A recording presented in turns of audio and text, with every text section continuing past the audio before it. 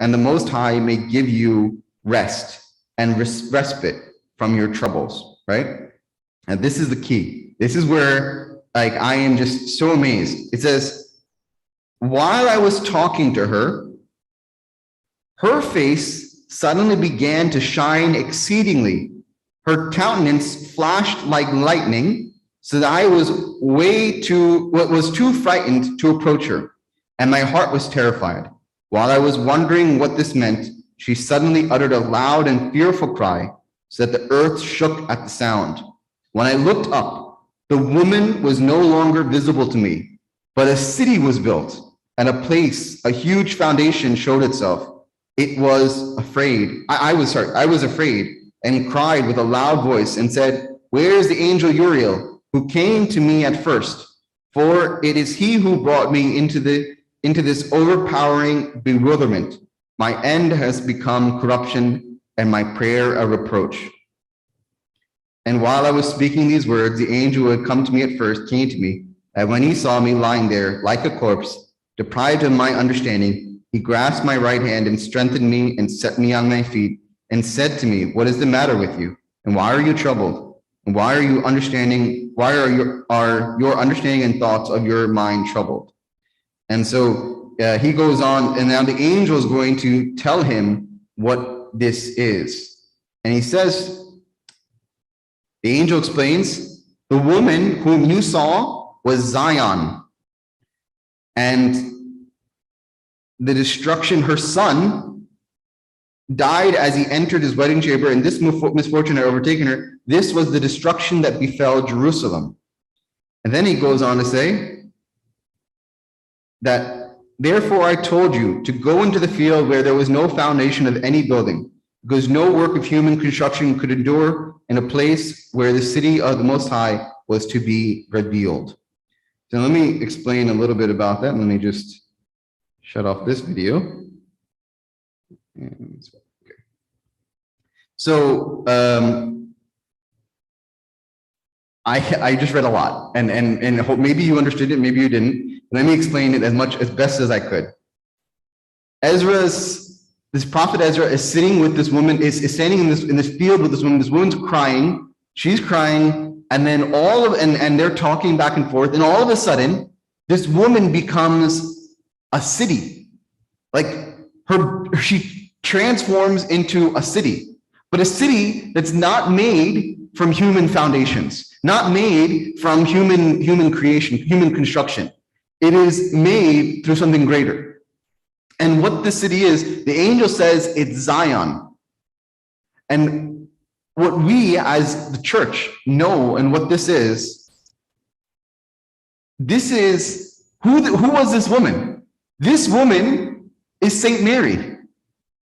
And Saint Mary, the mother of Jesus, she loses her son who dies, and on the second day she goes into this field, right, into the garden, to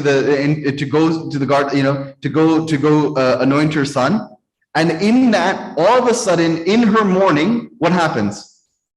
Through the resurrection of Jesus Christ, she transforms into the city. Into this city. What is that city? Zion. But what is Zion? Zion is the church. Zion is the city of the faithful. But it's not a city where there are buildings. It's a city where we are the building. We're the body of Christ. We're the stones, and Christ is the cornerstone. And so this book that most of us have never read, Fourth Ezra, is telling us this beautiful story about how there's this prophecy that was there in the time of Jesus Christ, that a mother would lose her son, and he would, at the marriage feast, and then after losing her son, she would go and cry for 2 days, and after that second day in that field, what would happen? She would transform into something great. And so what I see in this passage is this is a prophecy of the church, and it comes fulfilled. And it's a prophecy that we again don't talk about so much. And it's so interesting that it's like weaved into the text. That Luke chapter 5, Jesus says this, gives us this hint of the story, and yet we don't necessarily know the story, but now we do. And now when we see that Jesus says, when Jesus says what he said, you cannot make the wedding guests fast while the bridegroom is with them, can you? The days will come when the bridegroom will be taken away from them, and then they will fast in those days. Then they will fast in the days. We're going to fast because, she was fasting. She was fasting, and in that fasting, what came about? What came about was the birth of the church.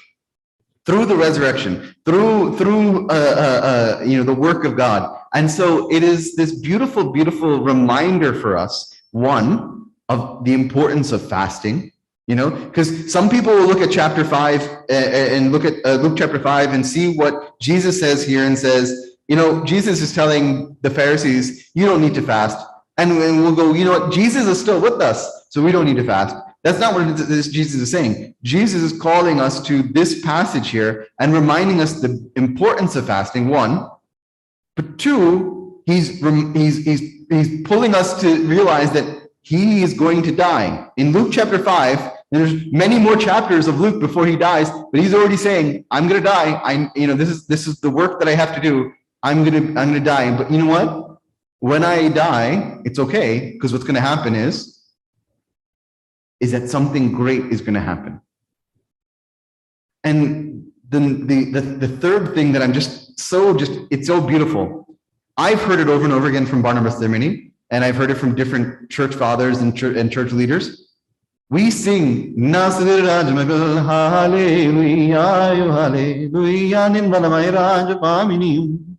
talk about that, and who is it when we sing that kuklion? We're talking about Saint Mary, but it's not just Saint Mary. Saint Mary represents the church. And in 4th Ezra, it is very clear that Saint Mary, this mother of the man who dies, transforms into the church, into the faithful, into the Zion, the new Jerusalem, this what we have, what we are. And so I guess when I saw this, I was just so lifted up that there is so much out there that prophesizes about Christ coming, that prophesizes about the things that we do. And so, as an Orthodox church, as those who were given this faith, there is more than, there's just so much richness to our faith.